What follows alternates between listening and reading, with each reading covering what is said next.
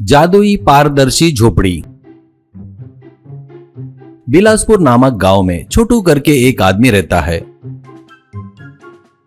वो गांव में जादू करता था। उसके शो में पेरेंट्स अपने बच्चों के साथ आते और शो देखते थे। इससे उसके आजू बाजू वाले के गांव भी उसके फैन हो गए थे। ये उसके दोस्त राजेश और बद्री को पसंद नहीं था।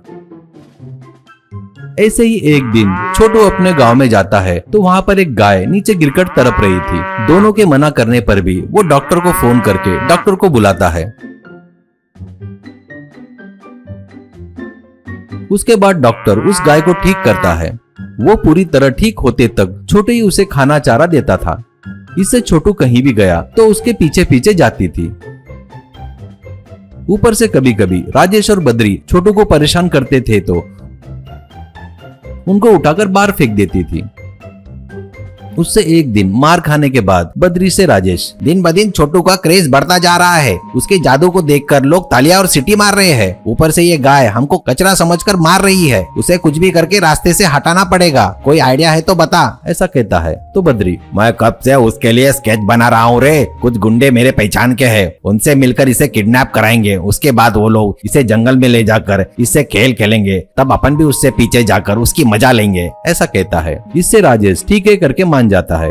उसके दूसरे दिन बद्री राजेश कुछ गुंडों को बुलाकर उनको छोटू के बारे में प्लान बताकर उनको एक गाड़ी के लिए पैसा देते हैं। वो लेकर गुंडे वहां से चले जाते हैं। दूसरे दिन छोटू अकेले ही जा रहा था। ये देखकर उसे किडनैप करके जीप में बिठाते हैं। वो देखकर गाय भी उनके पीछे जाती है। वो लोग छोटू को जंगल के बीच में छोड़कर चले जाते हैं। कुछ देर बाद छोटू नशे से उठता है और डरते हुए चारों ओर देखता है। वहीं पर खड़ी गाय, छोटू तू डर मत। तू यहाँ आकर अच्छा काम किया मेरे लिए। मैं भी तेरे लिए एक अच्छा काम करूँगी। मैं काम भेनी हूँ। मैं तेरे लिए एक घर बनाती हूँ। उसमें तेरी इच्छा क्या है वो तुझे देगी। तुझे कुछ मदद चाहिए तो मुझे याद कर लेना करके गायब हो जाती है। उसके आंखों के आगे एक ट्रांसपेरेंट घर आता है। उसको देखकर छोटू को आश्चर्य होता है। उसके बाद वो उस घर में जाकर बैठता है। बैठते ही उसके पास कई प्रकार के खाने व्यंजन आ जाते हैं और उन सभी को वो खाता है। उसके कुछ देर बाद उसके पास जंगल के सभी जानवर, शेर, हिरन, पशु पक्षी, ऐसे सभी प्रकार के प्राणी आते हैं। छोटू उस ट्रांसपेरेंट हाउस में से उनके लिए खाना मांगकर उनको देता है। उतना ही नहीं, उसको जो मैजिक ट्रिक आता था वो उनको दिखाता है। ऐसे कुछ दिन बाद राजेश बद्री वहां आते हैं। वो लोग जैसा सोचे थे वैसा न रहकर छोटू को बहुत खुश देखकर उनसे ये सब बर्दाश्त नहीं होता है। फिर चोरी छुपे छोटू पर नजर रखते हैं। छोटू उस घर में आना, वहां पर अपनी इच्छा प्रकट करना देखते हैं। वो तुरंत जंगल में जानवरों के साथ बाहर जाने के बाद वो लोग उस घर में जाते हैं। अब वहां वो दोनों सोना, चांदी, गहने जैसे कई प्रकार की इच्छा प्रकट करते हैं। वहां जैसे चमत्कार हो गया। वो सोना, चांदी, हीरे सब तुरंत वहां के जंगल के जानवर लेकर आते हैं। वो देखकर खुशी से बद्री, यार अपनी लाइफ तो सेट हो गई समझ। अब अपना अगला काम उस छोटू को खत्म करना है। ऐसी इच्छा हम घर से मांगेंगे कि छोटू खत्म हो जाए। ऐसा सोचकर वो सोना गहने लेकर जाते हैं।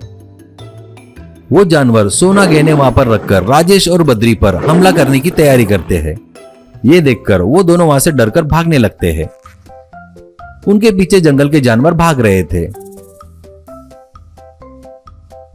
वो देखकर कुछ दूर भागने के बाद बद्री से राजेश, क्या मांगा रे दलिद्दर, ये अपने पीछे भाग रहे हैं। तो बद्री, सॉरी यार, ये सोना हीरे सब मुझे ही मिलना और तुझे ये जानवर मार डालना करके मांगा। ऐसा कहता है। तो राजेश, यार मैंने भी यही मांगा रे, इसलिए ये जानवर अपन दोनों के पीछे भाग रहे हैं। करके दोनों भाग रहे थे। तभी दोनों शेर के मुंह में जाने ही वाले थे। तब वो दोनों जानवर रुक गए, जैसे उन पर किसी ने जादू कर दिया हो। वो देखकर दोनों आश्चर्य होते हैं। फिर वो लोग वापस उस हाउस के पास जाते हैं। वहां जाते ही देखते हैं कि छोटू वहीं पर घर में था। उनको समझ में आ जाता है कि वो लोग जिंदा रहना करके छोटू ही इच्छा प्रकट किया करके दोनों छोटू से उनसे गलती हो गई करके उसको धन्यवाद देकर वहां से भाग गए। छोटू कुछ दिन जंगल में जानवरों के साथ खुशी खुशी रहकर चला गया। वो ट्रांसपेरेंट झोपड़ी उस जंगल के बीच में वैसे ही रहा।